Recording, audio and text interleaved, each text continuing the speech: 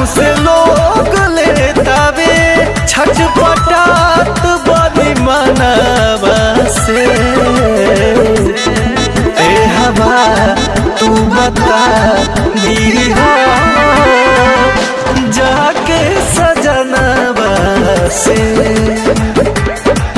ए हवा तू बता दीहा जाके सजनवा से।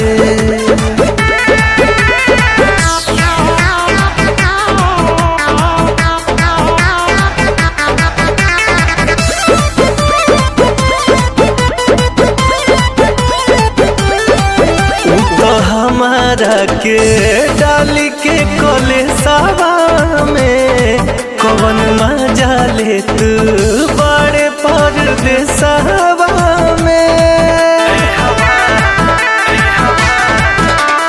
रहते बोलमुआ मीठे बतिया बतियाती बेनावा डोलती और खाना खियाती।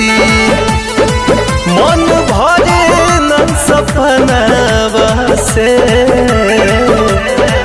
ए हवा तू बता दीहा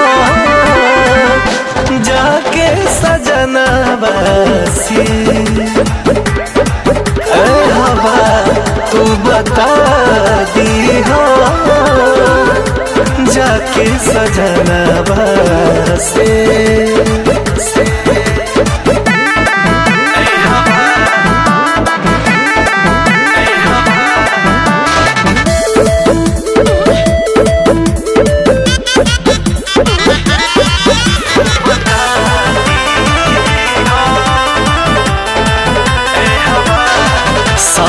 समझावतनी तहरा से बतिया हो अलखत मारी देखिले रहतिया हो।